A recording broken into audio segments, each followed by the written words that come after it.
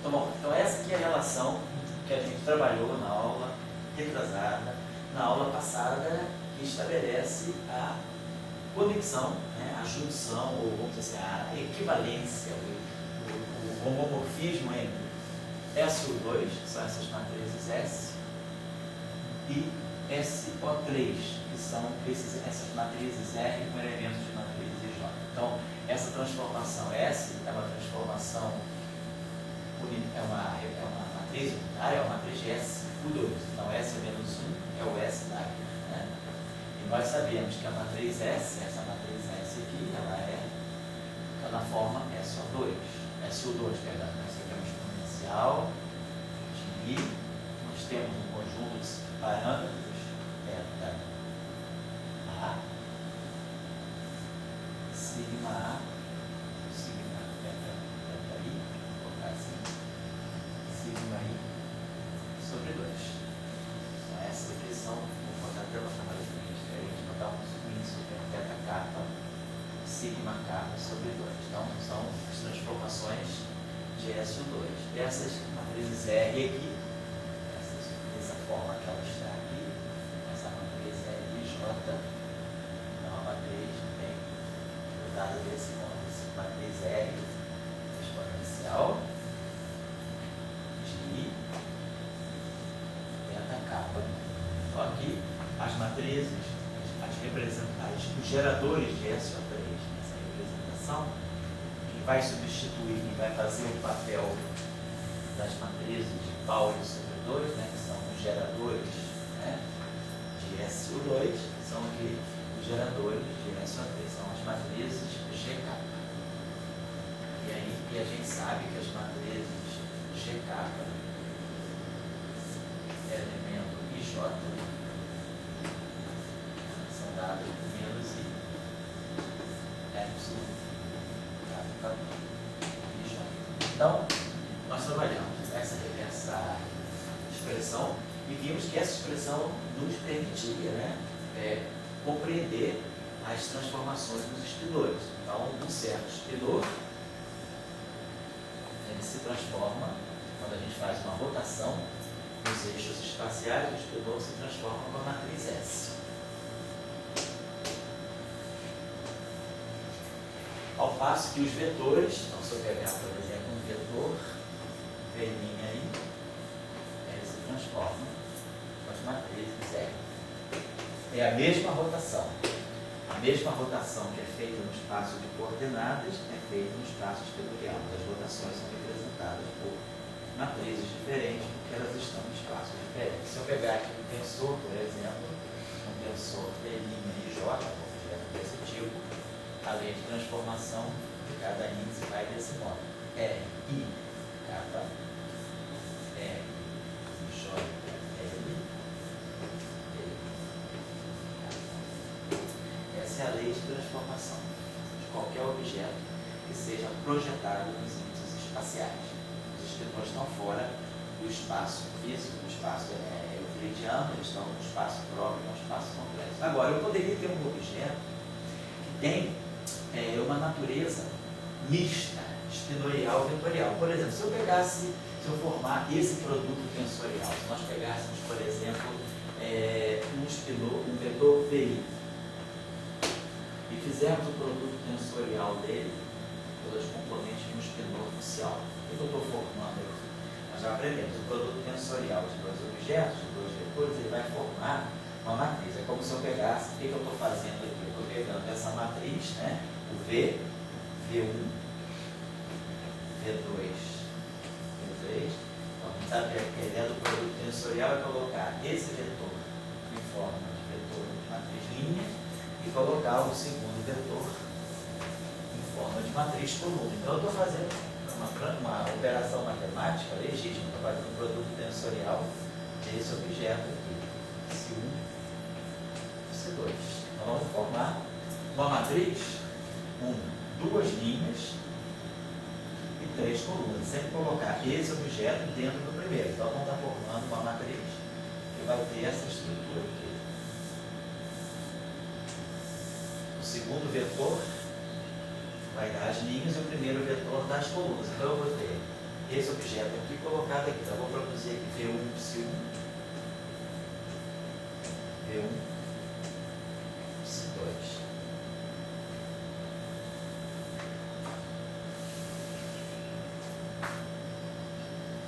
Depois aqui eu vou ter V2 psi 1, V2 psi 2.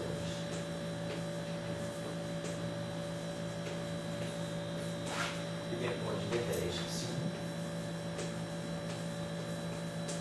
V3 psi 2. Então a gente observa que esse objeto está formando para mim uma matriz. Uma matriz, então, com 2 linhas e 3 colunas. Quem está dando as linhas da matriz são as componentes espinoriais. Então é como se eu tivesse aqui uma matriz assim, N, alfa, I. A linha alfa, linha 1 por linha 2, linha 1, linha 2, linha 1, linha 2. E a coluna I, coluna 1, coluna 2, coluna 3. Então, eu formei uma matriz mista, né? Que as linhas delas correm com os índices espinoriais e as colunas correm com os índices do vetor. É a nossa ideia velha do produto tensorial.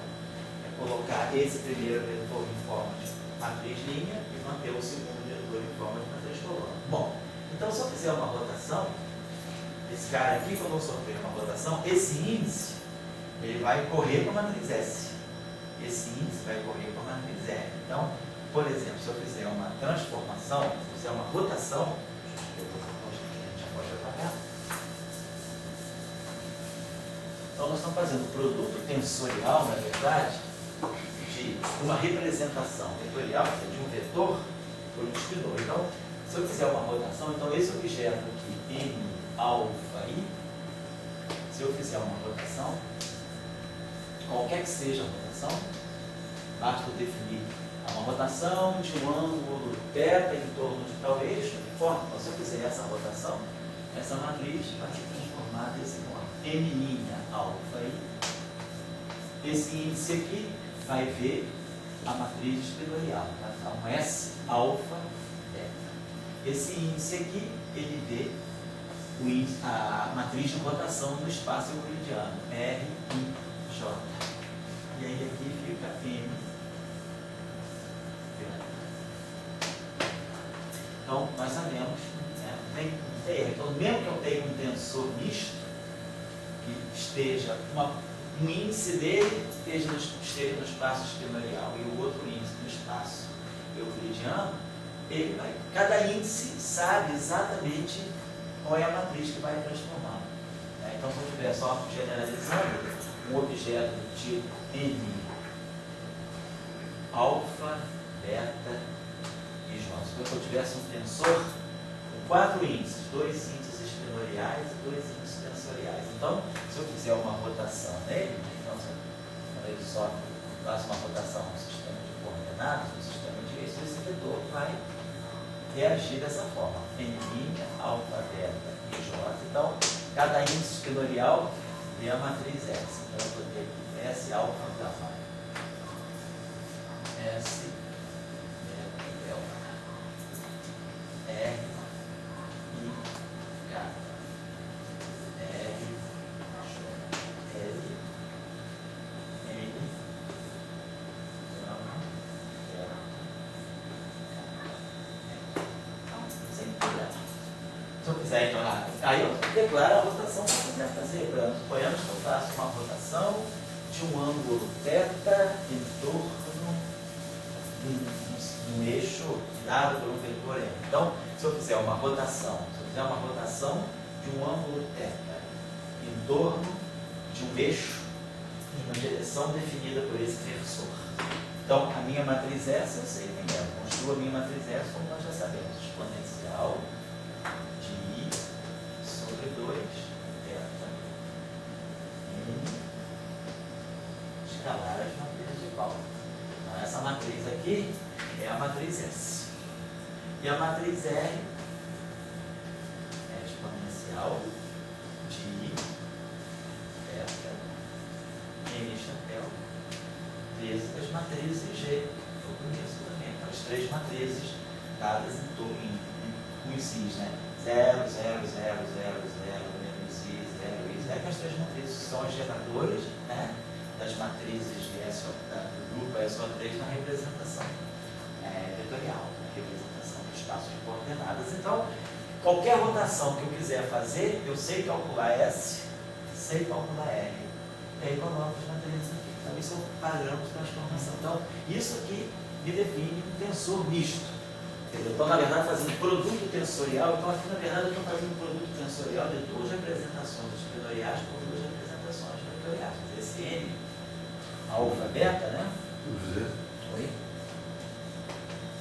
Ele está vindo basicamente, deixa eu falar, gente, está vindo basicamente disso. É como se eu tivesse um psi alfa, tensorial que beta, tensorial VI, tensorial UJ. Então, eu estou pegando vetores de diferentes representações, objetos de diferentes representações. Tá? Cuidado. Eu te pergunto o seguinte, você estava com um vetor, rodou, e com o ângulo θ, e daí você viu lá que o tensor também rodava. Isso. Então ele estava ligado pela simetria. Isso. Como está aqui, vou ter um aluno do Pará, está ligado com um aluno daqui do Faustino, pela simetria da tua aula. Entendeu assim? Quer dizer, agora, a pergunta que eu tenho é a seguinte: se você estivesse lá no grupo de Lorentz, as representações, elas estão todas com uma simetria, né? Se eu rodasse a representação 0,5, eu poderia ter uma fórmula que nem aquela que você bota aí. No grupo de Lorentz também temos. Nós vamos fazer isso. Nós vamos ter essa expressão do grupo SO4, nós vamos ter essa expressão do grupo de Lorentz também. Sempre que a gente tiver dois Mas grupos, as representações vão estar ligadas com uma fórmula. isso vamos contar. Vai ter essa relação que a gente estabeleceu. Isso é tipo quando dois grupos tem o que a gente chama de homomorfismo, ou seja, eles têm a mesma álgebra. O grupo de Lorentz, que a gente vai ver, ele é o grupo SO3, mas quando a gente discutir a álgebra de B dele, a gente vai ver que ele tem dois SO2 dentro. Então nós vamos ligar esse SO2 com o grupo de Lorentz, que é o SO3. Nós vamos fazer, na verdade, vai ser um SL2C. Nós vamos ver que nós temos uma expressão semelhante, como se fosse assim, nós pegando uma representação de SL2C, S é menos 1, e aí aqui nós vamos ter os geradores, né, do grupo de Lorentz, né, nós vamos ter aqui aquelas matrizes sigma mi, vamos colocar assim, S, aí nós vamos produzir aqui alguma coisa do tipo lambda mi, sigma, então tem uma relação semelhante, onde esses sigma mi são a versão em relatividade, a versão incolistiana das matrizes de ponta. Vamos trabalhar isso. Bom, então, isso fica claro, quer dizer, o que a gente está fazendo? A gente está desde há bastante tempo definindo, né, objetos que se transformem sob rotação. E a grande... então, dada uma rotação, eu especifico uma rotação, dando o ângulo da rotação e a direção, né? Então, uma direção, tem uma direção N chapéu, em torno da qual eu vou fazer a minha rotação. Eu vou fazer uma rotação dos eixos em torno, né, dos objetos em torno desse eixo aqui. Então, eu especifiquei a rotação, a matriz S no espaço espinorial que faz essa rotação tem essa forma, e a matriz R, que faz a mesma rotação no espaço das coordenadas, tem essa forma. O que é importante é conhecer os geradores, né? Que a gente conhece o gerador, que ele geralmente coloca sigma sobre 2, posso colocar esse sobre 2 aqui, só para ficar bem claro que os geradores são as matrizes de sigma sobre 2, ou tem esses geradores aqui. Vamos ver agora. O importante é que o sigma e o G têm a mesma forma. O que é importante é isso, a gente já mostrou aqui. Sigma I sobre 2, comutador, sigma J sobre 2, dá I, E, JK, sigma K sobre 2. E aqui, GI, comutador, GJ, dá I, E, JK, GK. Então, os Gs e os sigma sobre 2 têm a mesma aula. Apenas quando eu estou na representação espinorial, eu tenho esse gerador. Quando eu estou na representação vetorial, eu tenho esse gerador. O que eu estou querendo dizer é que os sigma I sobre 2 eles fazem o mesmo papel que os GIs. Aqui são três matrizes 2 por 2 complexas. Aqui são três matrizes 3 por 3 também complexas. Então, daqui eles têm o mesmo papel, eles só apenas estão em espaços distintos. É isso que a gente está dizendo. São com diferentes representações. Agora, a simetria é dada pelo θ, né? A simetria, quem está especificando a transformação da dada simetria é o θ e o n. O θ é o valor do ângulo da rotação e n é a direção em torno da qual faço a rotação. Muitas vezes os parâmetros a gente chamava assim. A gente veio para θ, n e chapéu, a gente dava assim, θ1, θ2, θ3. Dava 3 parâmetros, quer dizer, a simetria ela está ligada aos parâmetros. Nesse caso aqui, a gente especificou os parâmetros por um valor angular e pelas direções, pela direção em torno da qual eu faço as rotações. Então, isso é a simetria, isso é a transformação da simetria. A simetria, como nós sabemos, é a invariância. O que não muda? Então, nós já vimos, né? No espaço dos vetores, né? O que é simétrico? É o produto escalar. Quando a gente faz aquelas transformações de S a 3, a gente está deixando esse objeto aqui invariante. Né? Então, isso aqui é igual a U escalar 3. E o que fica invariante no espaço esquenorial? É essa grandeza aqui. Quando eu pego o Psi-Dagger aqui, faço a transformação dele, isso aqui me dá o Psi-Dagger aqui. Então, a transformação de simetria deixa esse objeto invariante. Então, a simetria é a simetria do produto escalar. Aqui é a mesma coisa, é a simetria do produto escalar no espaço esquenorial. Então, a transformação tem o θ e tem o n chapéu, e essa transformação é uma simetria desse produto escalar ou desse produto escalar. Agora, aí a simetria é ligada ao invariante. A simetria é uma invariância. Agora, a simetria, a carga, eles são todos invariantes, vamos chamar matemáticos. Mas em física, a simetria está ligada a uma carga. Entendeu? Então, como é que teria um discurso de ser um invariante e a simetria ser uma carga, trazer uma carga? Ali está trazendo uma carga, um interno. Quer dizer, ali, na física, depois que a gente faz a passagem, né, dessa formulação matemática para a conexão com a física, quer dizer, aquilo que são a simetria é uma simetria sobre transformações. Essas transformações estão associadas a essa simetria formam um grupo. O grupo tem os seus geradores. Então, quem são os geradores? Os geradores na representação esquenorial são as matrizes de Pauli sobre 2. Os meios geradores na representação dos vetores são as matrizes G. Então, isso aqui são os geradores do grupo, que é o conjunto de transformações de simetria. Então, tem transformações de simetria. Essas transformações são representadas por matrizes, por grupos, com esses geradores. Na física, a noção que a gente vai ter, quer dizer, a relação que a gente vai ter é que esses geradores, tanto esses quanto esses, quer dizer, esses geradores, né, eles vão estar associados às grandezas, às cargas conservadas. Cargas é uma notação assim, meio genérica, né? Na verdade, grandezas conservadas. Essas cargas conservadas, né, em alguns casos, são realmente cargas, carga elétrica, carga de uso spin e tal, mas na verdade são grandezas conservadas. Então, quando eu tenho simetria de rotação, esses geradores, né, no V, eles estão representando, na verdade, as componentes do momento angular. Quer dizer, a grandeza física que é conservada quando eu faço uma rotação é o momento angular. Então, a grandeza física associada à invariância por rotação é o momento angular, e o momento angular ele está associado a esse gerador. Só para a gente ter uma ideia, deixa eu apagar aqui uma coisa só. Quando a gente faz, né, pega, né, por exemplo,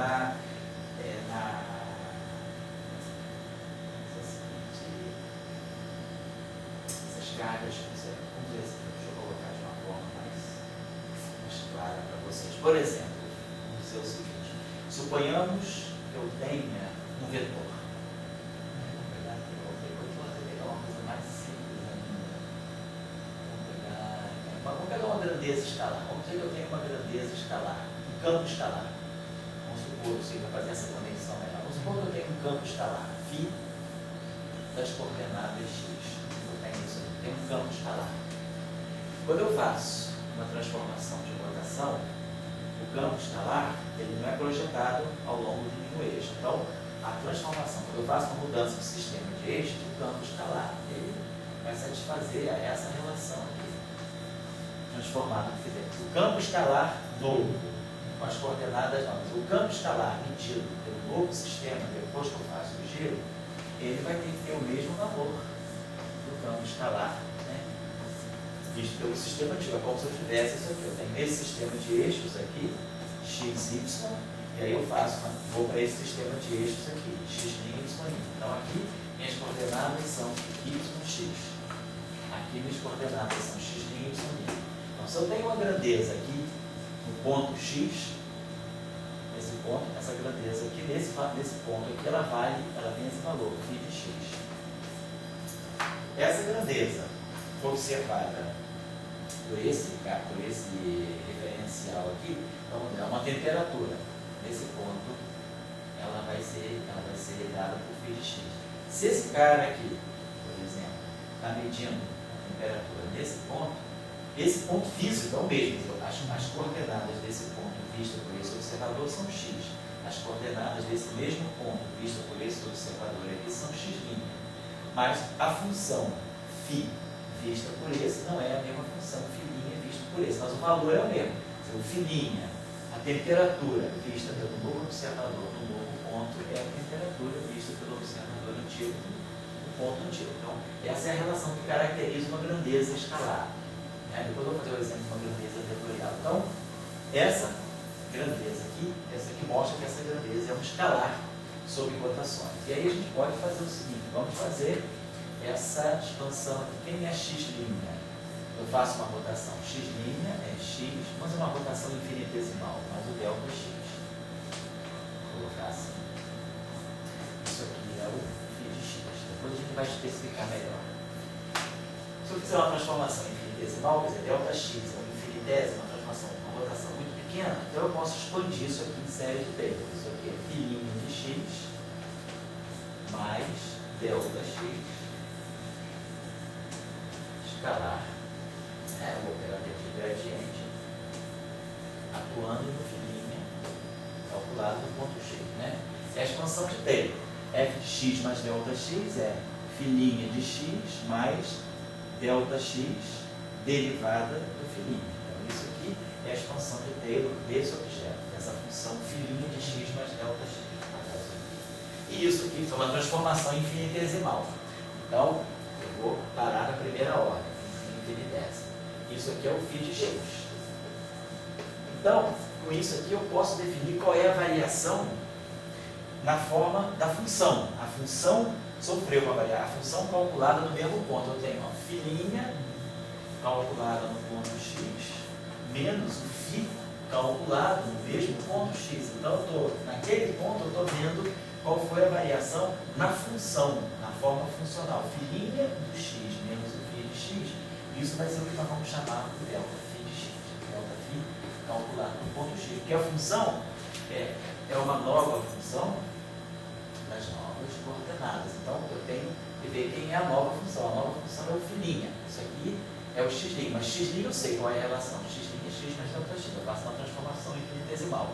Daqui a pouco nós vamos caracterizar o que é o delta x. Isso ele vai especificar se é uma rotação, se é uma translação. Vamos ver já já. Mas isso aqui é o que garante, é o que dá o caráter de campo escalar. E aí eu vejo quem é a variação do delta φ. Delta φ é a variação na forma funcional do φ. Tudo calculado no mesmo ponto x. Então, esse φ' aqui, ele é o φ mais delta φ. Φ', vamos colocar assim, ele é o φ mais o delta φ. Então, para esse efeito aqui, esse φ' que está aqui, ele é φ mais delta φ. Então vai ficar delta x escalar gradiente de φ mais delta x escalar gradiente do delta φ. Esse segundo pedaço é o infinitésimo de segunda ordem. Ele está pegando o delta x e está pegando o delta φ. Como nós estamos vendo essa variação só em primeira ordem, estou pegando a variação infinitesimal, para efeito desse termo aqui, como φ' é φ mais delta φ, a diferença que tem entre colocar o φ' e o φ aqui nessa mesma expressão vai gerar um infinitésimo de segunda ordem. Então, se nós estamos abandonando todos os termos que são segunda ordem na transformação, que a transformação é tão infinitesimal quanto eu queira, para efeito desse termo aqui, eu posso colocar o φ. Então, isso está me dizendo, vamos escrever essa expressão então. Então, isso aqui está me dizendo que ΔΦ, calculada no ponto x, é menos ΔX escalar o gradiente, atuando na função φ', tudo calculado no mesmo ponto x. Meu esforço aqui foi reduzir tudo no mesmo ponto, tudo no mesmo argumento. Mas, segundo essa discussão que nós estamos tendo aqui, φ' é φ mais ΔΦ. O segundo termo vai ser segunda ordem, ele vai ter um ΔX e um ΔΦ. Então, para efeitos de transformação infinitesimal, eu posso dizer que a variação do meu delta, a variação do meu φ, o meu ΔΦ, é menos ΔX escalar gradiente atuando no φ de x. Então, essa expressão aqui é muito útil e é geral. Ela está me dizendo a variação da função quando eu faço uma transformação infinitesimal nas coordenadas. É isso aqui.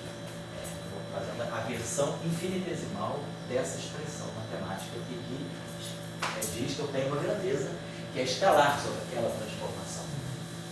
Agora a gente pode ter duas situações possíveis. Imagina que a transformação seja x' igual a x mais um certo vetor constante que eu vou chamar de epsilon. O que significa isso? Isso significa que eu tenho uma translação do sistema de eixo. Tem que ter o seguinte, é como se eu tivesse esse sistema aqui, essas coordenadas aqui, y', x', e eu vou estar trabalhando agora, vou pegar esse mesmo sistema de eixos, vou colocar que é yx, e vou pegar um sistema de eixos paralelos, y', x', onde esse vetor aqui é o vetor que está me dando a translação. Eu fiz um sistema peguei esse sistema de eixos aqui e transladei para cá. Esse vetor aqui é o vetor epsilon. Então a gente pode observar o seguinte: se eu pegar um vetor aqui, esse vetor aqui, esse ponto aqui, ele referido ao primeiro sistema de eixos, isso aqui é o meu vetor x. Isso aqui é o meu epsilon, e isso aqui é o meu x'. Isso aqui é o meu vetor x', e isso aqui é o meu vetor x. Então, nós temos que x', quer dizer, x é epsilon mais x'. É isso aqui, ó. X é o meu vetor x aqui, é o meu vetor epsilon mais o meu vetor x'.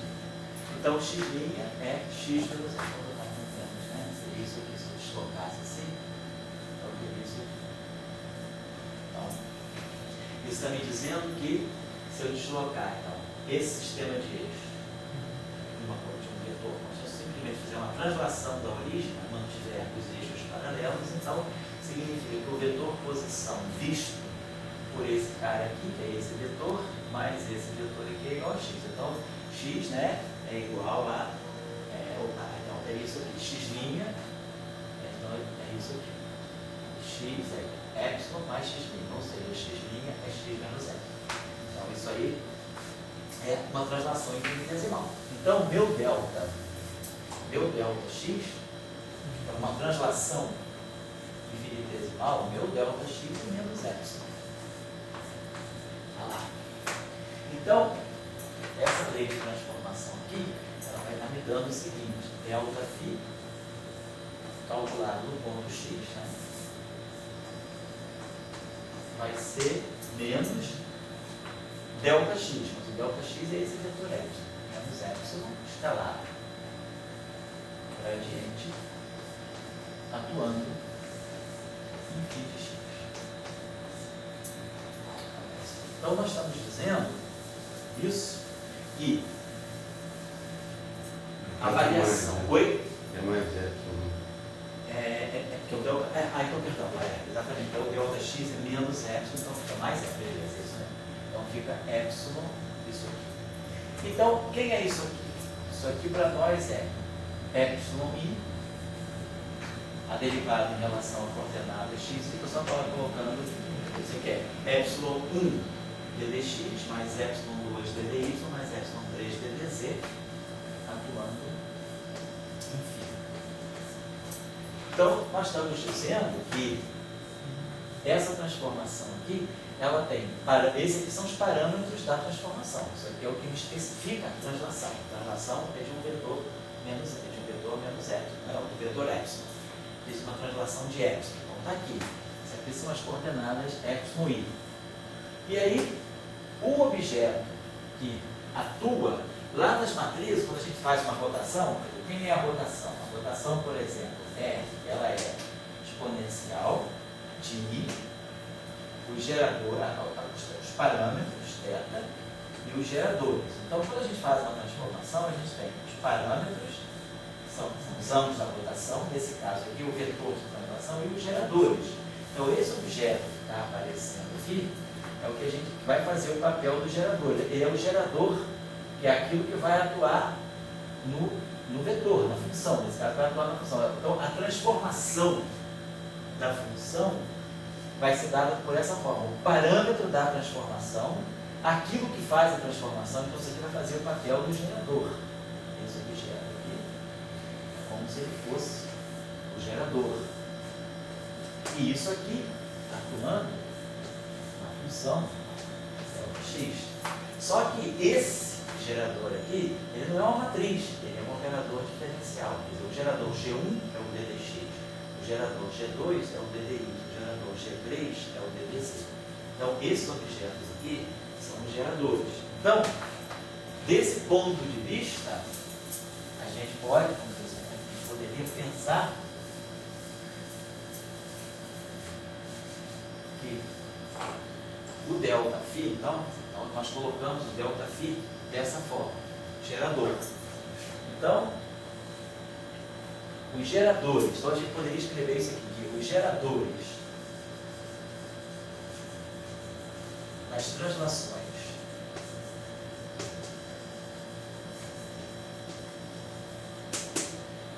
no espaço das funções escalares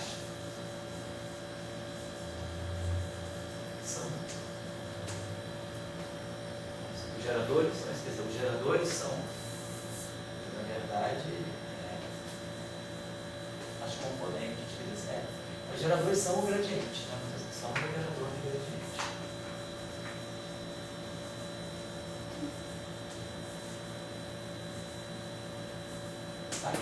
Está escrito aqui, ó.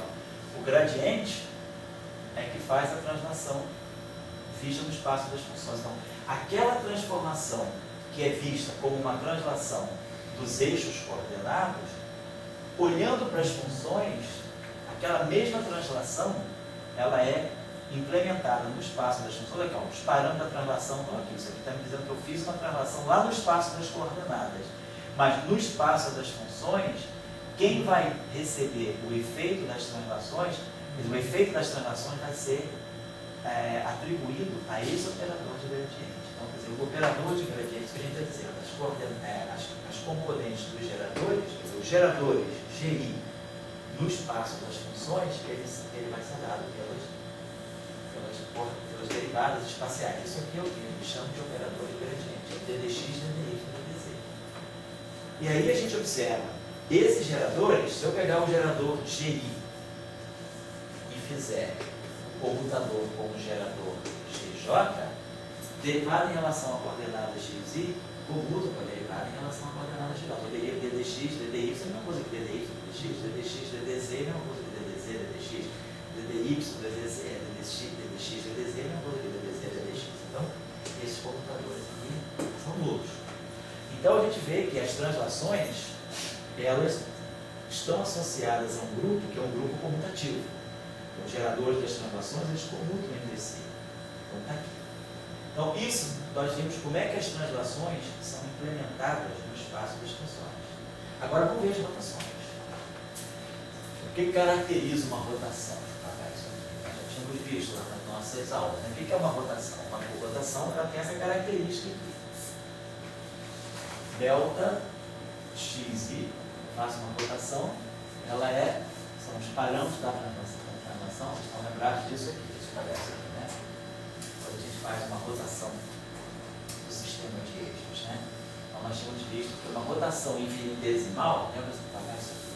Uma translação nas coordenadas, lembra-se que eu sei x' aí é R e J, xj.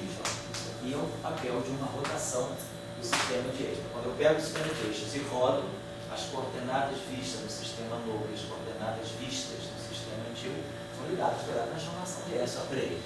Aí a gente sabe quem é essa matriz aqui. A gente sabe isso aqui em forma infinitesimal. X' aí, nós sabemos que essa matriz aqui, nós já tínhamos feito isso em aulas anteriores, é delta e J mais, vocês estão lembrados bem, né? Vocês estão lembrados dos ângulos de rotação, vou colocar aqui, a gente tinha aqui os θ, a gente tinha essa matriz aqui, é I, aí tínhamos os ângulos de rotação, θ, a matriz GK, elemento IJ, atuando em XJ, só para vocês lembrarem, né?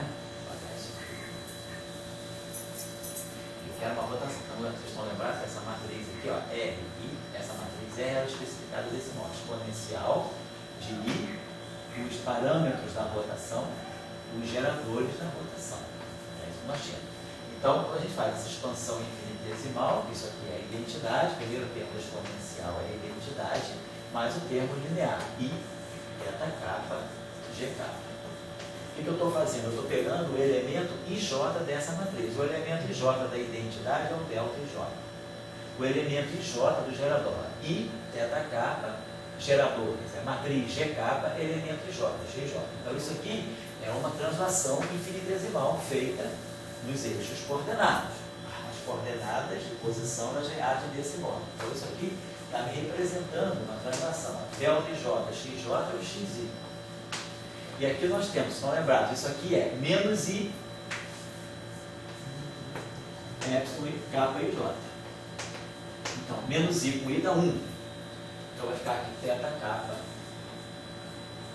epsilon, K e J, XJ. Vamos escrever isso desse modo. X' aí é XI. Aí eu vou só para comutar esse I com esse K vai ficar menos epsilon I K J θk XJ. Então o efeito, uma rotação infinitesimal, nós estamos representando desse modo. Delta XI é menos epsilon I K J θk XJ. Então isso aqui é o efeito de uma rotação nas coordenadas espaciais.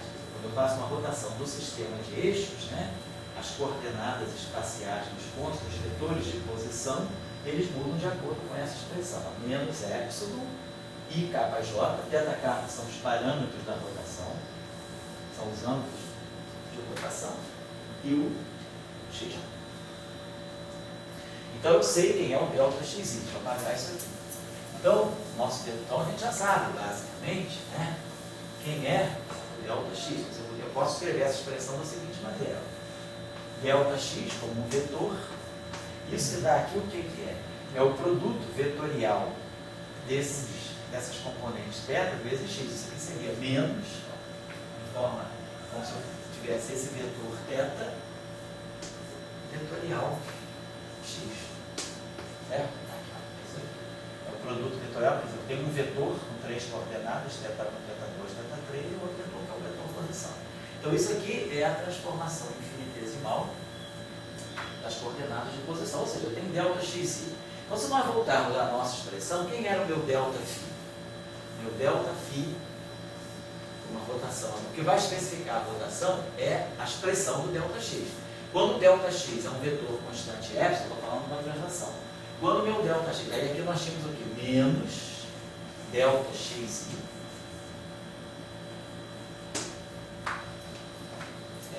di atuando em φ de x. Essa expressão aqui era tudo que estava lá. Ó. Menos delta x escalar gradiente atuando em φ. Então, o que caracteriza uma rotação? Agora, é o delta x. Então, quando eu faço uma rotação, quem é o meu delta x? O delta x é isso aqui. Ó. Então, vamos ver o efeito de uma rotação nas funções escalares. Então, quando eu fizer o que vai especificar a particular transformação que eu estou fazendo é isso aqui. Então, se o delta xi for um vetor constante epsilon i, eu estou fazendo uma menos epsilon i, eu estou fazendo uma translação. Agora, quando o delta xi é aquilo ali, isso está me dizendo que eu estou fazendo uma rotação. Então, o efeito da rotação, ele vai estar todo contido aqui atuando nessa função φ. Então, vamos substituir delta xi por isso aqui, vai ficar mais, então, delta φ vai ser, quando eu colocar delta xi por essa, vai ficar menos, vai ficar mais, vai ficar epsilon i kappa j teta kappa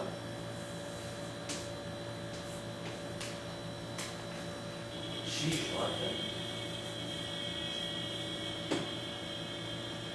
di. Esse aqui é o delta x, é di.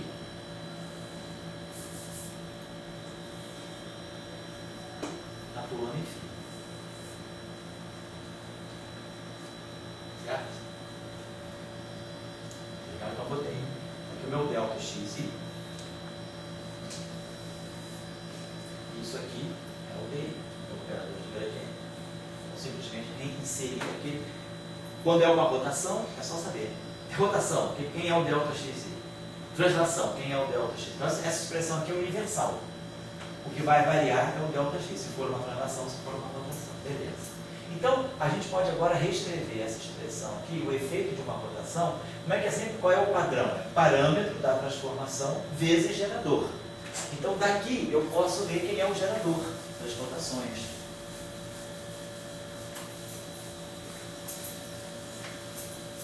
Então, nós a gente consegue colocar essa expressão desse modo. Delta φ, vou tirar o argumento x agora, porque isso aqui é tudo em x, eu não preciso ficar declarando x e x como argumento.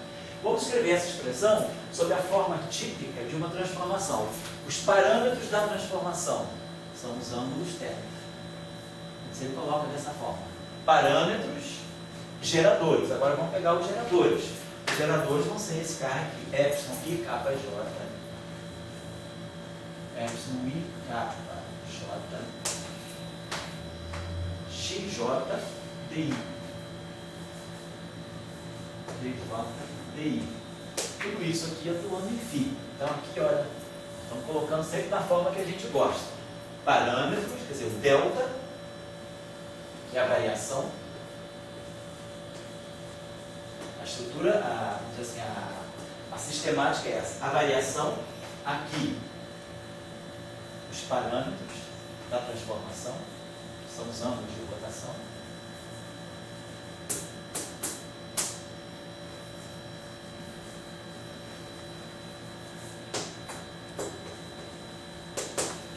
E aqui, os geradores.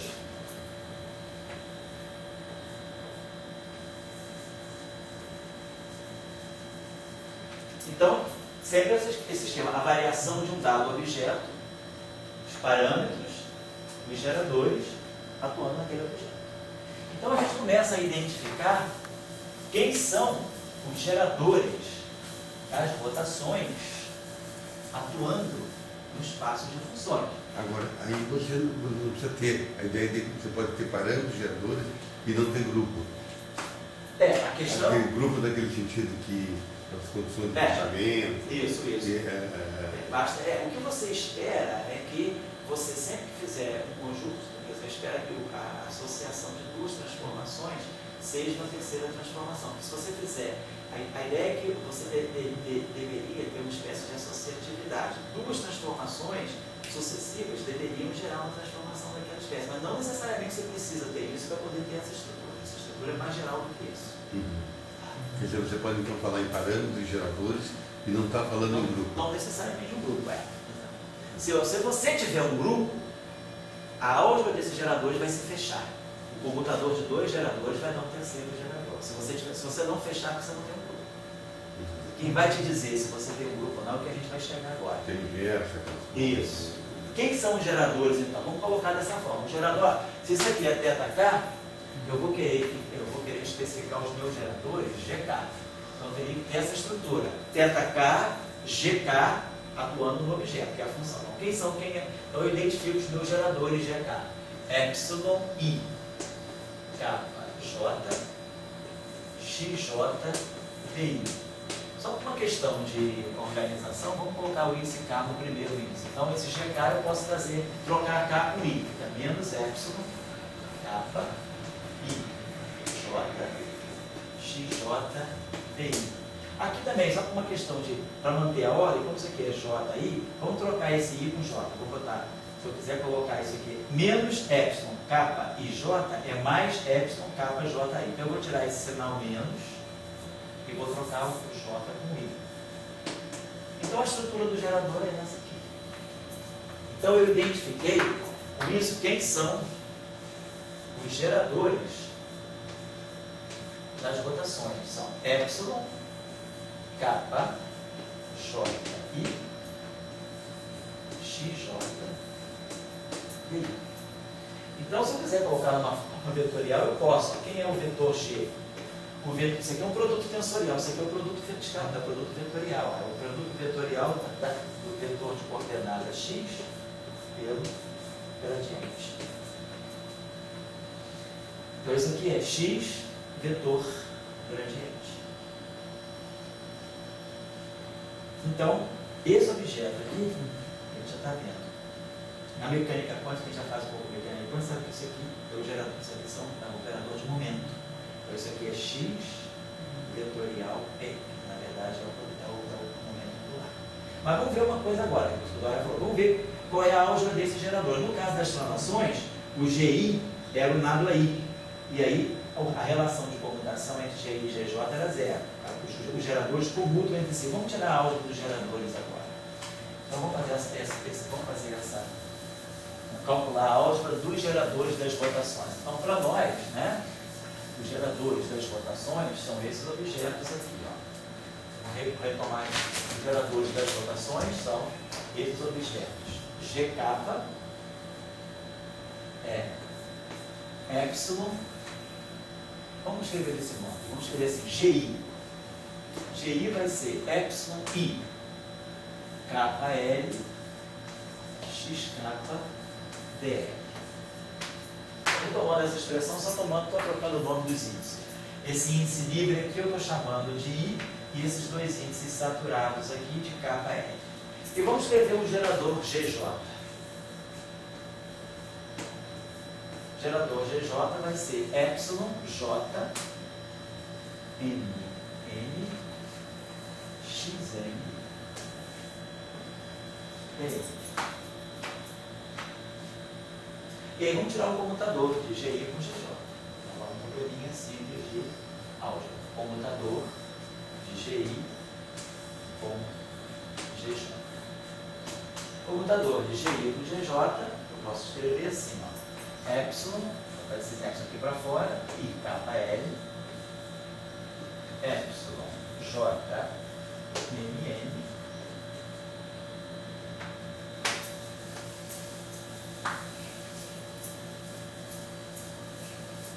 E aí eu vou ter o comutador de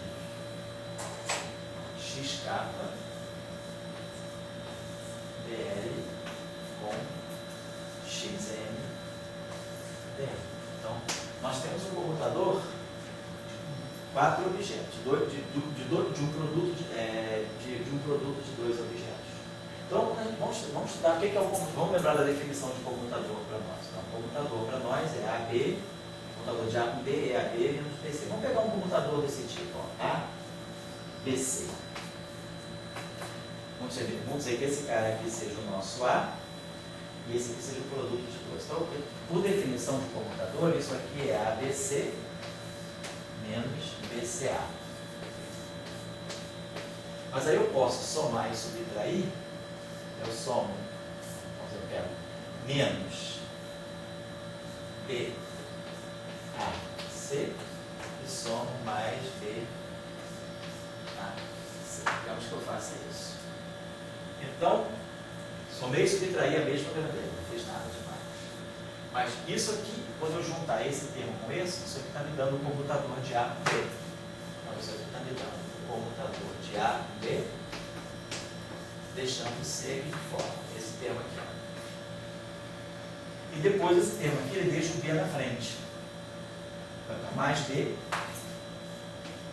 comutador de A com C. Certo? Então eu consigo expressar esse comutador, é como se isso aqui fosse meu A, isso aqui meu B, isso aqui meu C. Então, usando essa expressão, esse comutador dá o comutador de A, B com C, mais B, comutador de A com C. Então vamos aplicar essa expressão aqui. Vamos deixar isso aqui assim desse modo. ABC está certo. Agora, imagina que eu tivesse esse... deixa eu apagar essa expressão aqui. Então, perdão um instantinho só. Em vez de chamar de BC aqui, eu vou chamar de CD. Perdão, vamos chamar isso aqui de CD. Então, no lugar, vamos pôr A, vou colocar assim, mais ACD, menos CDA. Vou renomear isso aqui. Menos CDA. Já ver por quê. Aí eu somo e subtraio essa grandeza. Menos C AB mais C AB. Aí o primeiro termo fica esse com esse aqui, fica o comutador de A com C vezes B. E o segundo termo, que é esse aqui, fica mais o comutador mais C, comutador de A com B. Só para fazer isso aqui, só para poder deixar isso aqui. Agora imagina que eu tivesse essa expressão. AB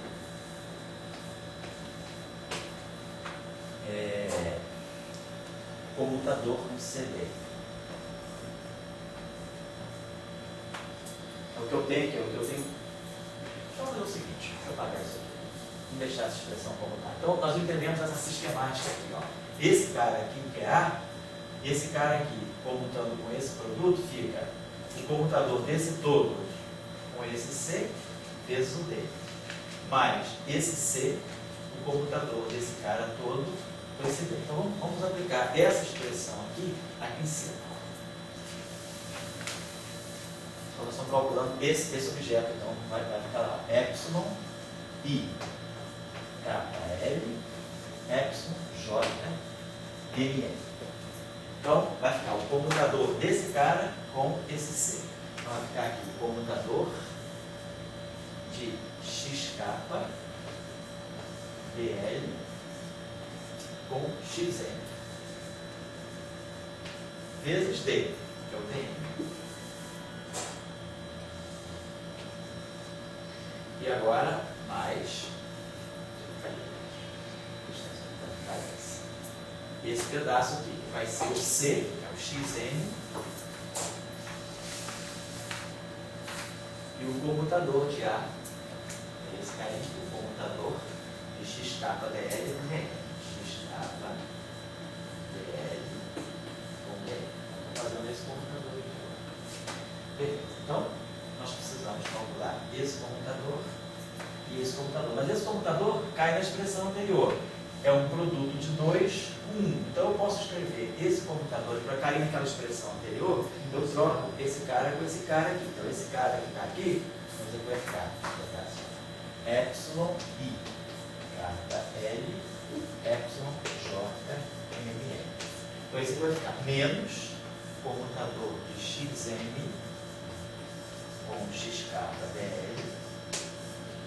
E aqui é uma coisa, menos XM comutador de DM com XKDL.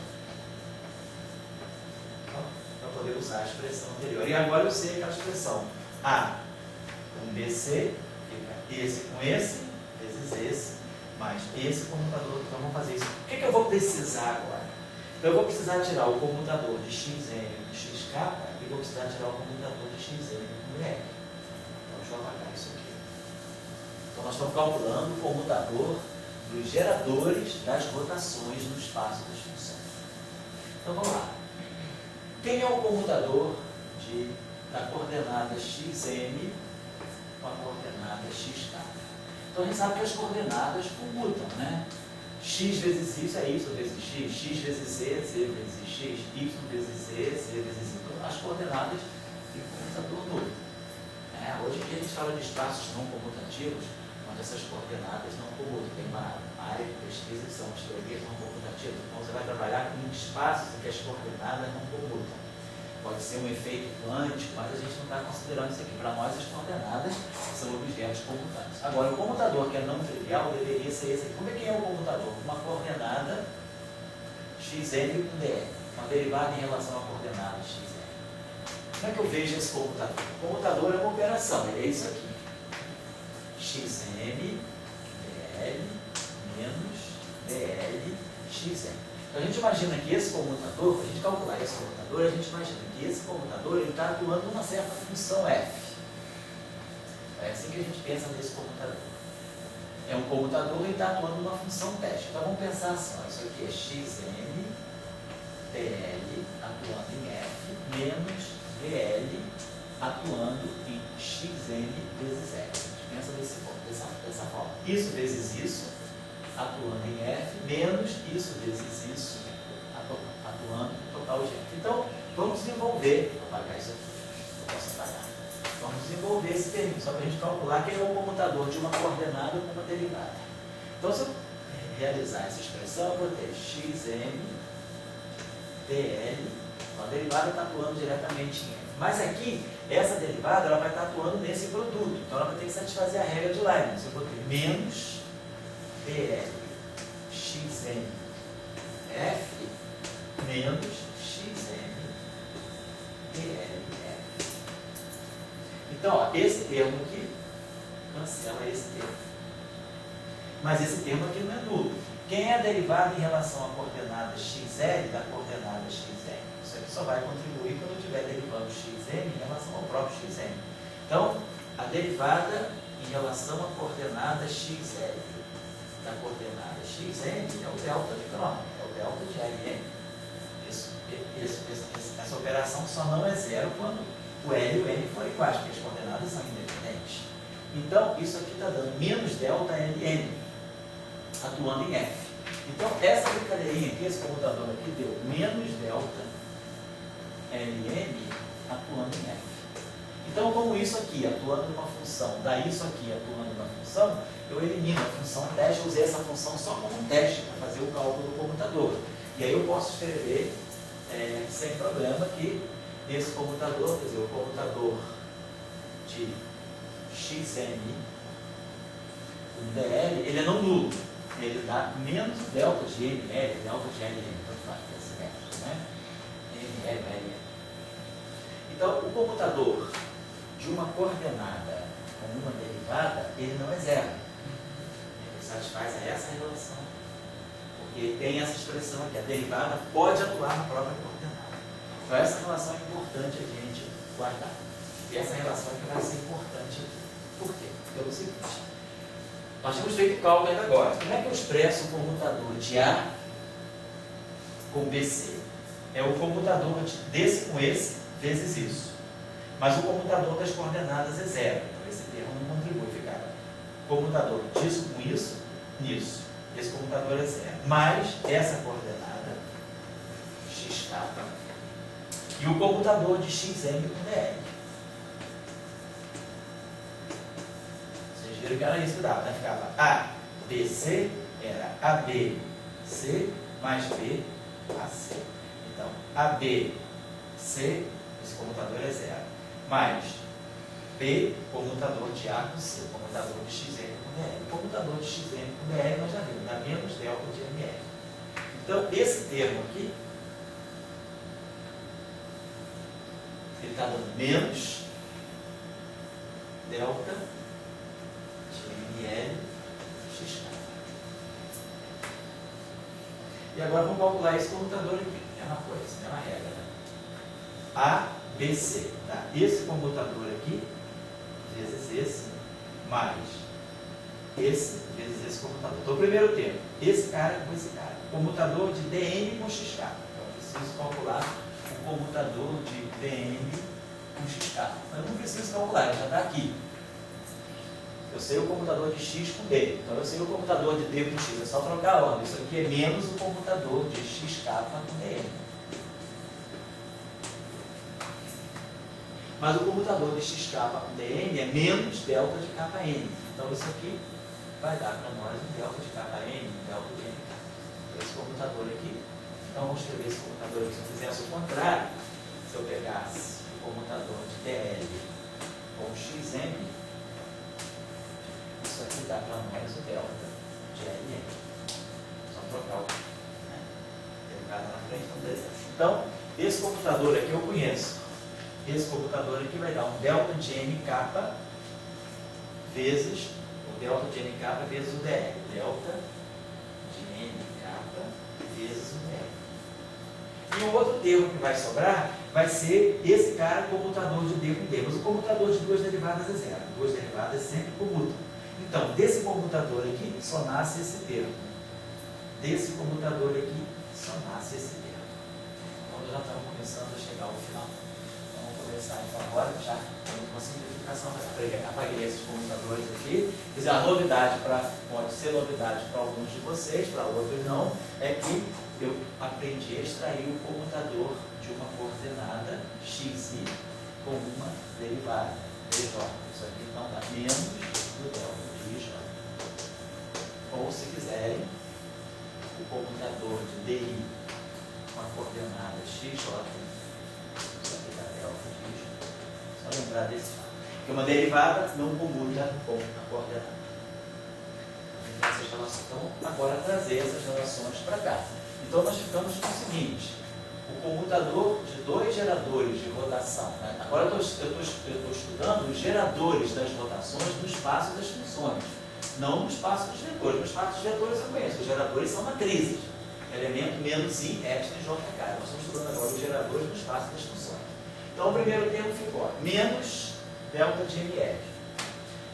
Com esse menos aqui dá mais, vai ficar um delta de mr. Então, isso dizendo que esse L vai ter que ser igual a esse M. Então, esse primeiro termo vai dar para nós epsilon i kappa. Aí, como eu tenho esse delta de Lm, esse L vira M. Epsilon j m x kappa. Opa. X kappa. Eu esqueci de colocar xk, esse computador aqui, né, de x,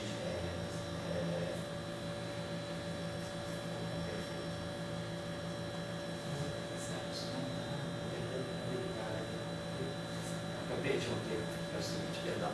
Eu fiz esse computador aqui, ó, esse aqui é zero, aí fiz com xk vezes esse computador aqui. J, kappa, mm, esse cara aqui dá zero, vezes esse, mais x kappa, computador desse x aqui. Isso aqui eu tinha perdido o termo. Aqui tem um xm, ficou beleza aqui, não está certo. Aqui, eu acho que eu perdi, quando eu fiz essa limpeza daqui para cá, peraí, eu perdi um termo ao juntar esses dois computadores aqui. Onde é que eu estava? Nós estávamos fazendo o computador de GI com GJ. Isso, né? Perdão, aqui, o computador de GI com GJ. Então, aí nós tínhamos produzido aqueles computadores. Eu acho que eu perdi um termo aqui. Deixa eu ver. Só que eu, na hora de copiar, esqueci de copiar esse aqui. Então tem um DL x kappa, DL, xm, dn. Aqui estava faltando, ó, aqui eu errei. Quando eu copiei ele aqui para cá, na expressão GI, GJ, fica epsilon I kappa L, epsilon J mn, x kappa DL, xm, tinha um dn aqui, eu esqueci de colocar, foi isso. Eu esqueci, foi erro meu. E aí, esse termo aqui ficava mais xm, xk dl, comutador com dn. Então, ficava xm, tá?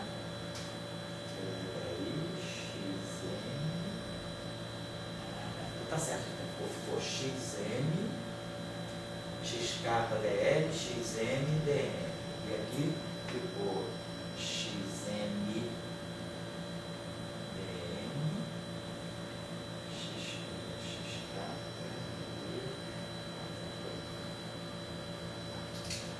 epsilon i kl, epsilon jn, tá? Ficou xk dl, xm dn. Aí ficou xm, aqui é o dn. Xk, nossa, eu vou ver a cada já fez a expressão anterior. Ou você copiou errado, eu copiei errado. Ficou aqui, ó. Culpa dela, ficou aqui, ó. Epsilon KL, ficou. Isso, então ficou. Epsilon I KL, xk dl, menos isso aqui. Então botamos esses epsilon ali, as epsilon KL, epsilon jn. Então, esse primeiro termo aqui, o xk, l, n. Isso, então ficou xk, dl, xm, dn. Isso. Tá certo. Então, nós usamos essa epsilon gi, j, menos gj, aqui KL, aí ficou o comutador de xk, dl, com xm, dn. Perfeito. Aí nós usamos essa expressão aqui. Então ficou epsilon i kl, epsilon jn. Aí ficou x, esse aqui nós chamamos de A. Então ficou xk dl com xm dn. Mais o xm, isso. Aí não, aqui é xk dl.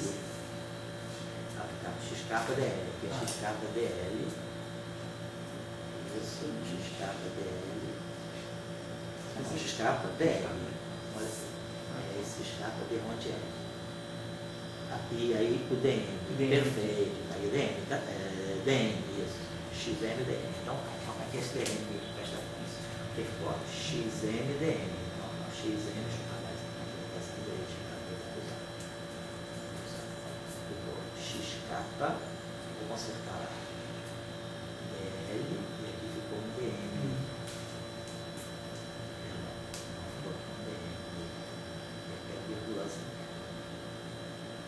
Xk ficou menos xm, xk dln, menos xm, bn, xk dn. Bn, xk dn. Nós vamos tomar aqui para cada problema. Então, nós tomamos essa expressão, chamamos essa expressão. Epsilon i kl, epsilon jn, menos xm, xk dl, dn, eu tinha esquecido de colocar aqui dn, e menos xm, dn, xk dn. Até aqui está legal. Aí o que nós fizemos agora foi calcular esse comutador. Então esse comutador tem menos delta de mn, ml, xk. E esse comutador aqui dá delta de n, k, x é perfeito. Aqui está certo. Então você consertou aqui. E aí fizemos os comutadores, x com x dá 0, x com 0. Então agora, vamos lá. Então ficou epsilon i k l. Então esse primeiro termo aqui deu m igual a l, beleza. Então esse l ficou m. Então m, n, xk, dn. O dn que eu tinha esquecido, está aqui. E esse segundo termo aqui ficou menos epsilon i k l, epsilon jn. Então, menos epsilon i kl, epsilon jnn. Agora, como deu um delta de n kappa, o kappa fica n, ou n fica kappa. Então esse n aqui ficou kappa, por causa do delta. E aí produzi um xm dl.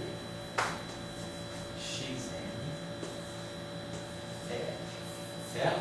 Então, fizemos a correçãozinha que eu tinha esquecido desse dn aqui. Então, tá lá. Ficaram esses dois termos aqui. Agora, esses dois termos aqui, nós já sabemos que destino dá.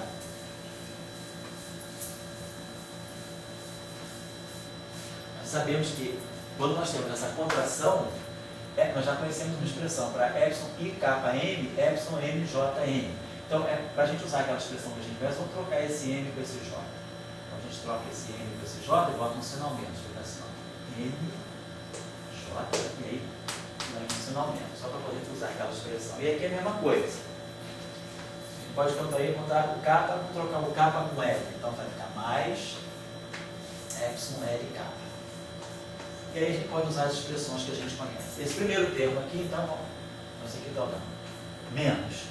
Esse primeiro termo dá delta de IJ, delta de kappa N, delta IJ, delta kappa N, menos delta IN, delta de kappa J. Delta IN, delta kappa J. Isso, x kappa D. Mais. Fazer o outro termo. Mesma expressão. Kappa vai ficar delta de IJ, delta de LN, delta IJ, delta LN, menos delta IN, delta LJ. IN, delta LJ. XN, DL. Então, vamos simplificar isso agora. Então, o primeiro termo lá. Delta IJ e delta de kappa M. Então, produzir delta IJ e delta de kappa M. X kappa D kappa. Porque esse delta de kappa N faz esse N virar kappa. Então, fica X kappa D kappa. O segundo termo, menos o kappa vira J. E o N vira I.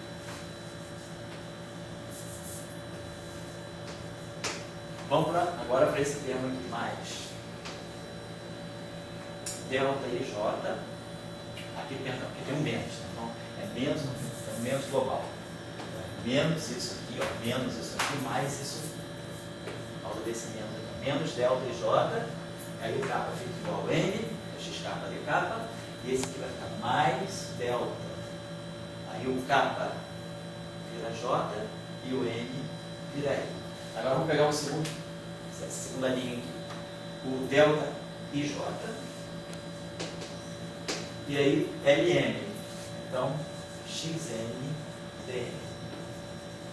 E o segundo termo, menos o N vira I e o L vira J. Agora, esse índice aqui é saturado, kappa kappa NM. Então, eu posso chamar esse MM aqui, se eu quiser, de kappa kappa, que mostra então que esse termo aqui tem o efeito de cancelar esses termos. Os dois termos se cancelam porque esse MM é uma coisa do kappa kappa. Então, são dois termos iguais. E aí sobra para nós essa expressão aqui. Menos XI DJ menos XJ D. Menos x dj menos xjd. Bom, beleza. Vamos chegar agora. Essa expressão que deu para nós, essa ficou bastante. O combinador de GI com GJ deu para nós menos xi dj menos xjd. Praticamente chegamos lá. Então, agora vocês vão lembrar, quem é G comum? Quem é GM? GM é epsilon M T XM DT. Certo? Vamos lembrar da definição. Nós definimos o gerador dessa forma. Epsilon M MP XM DT.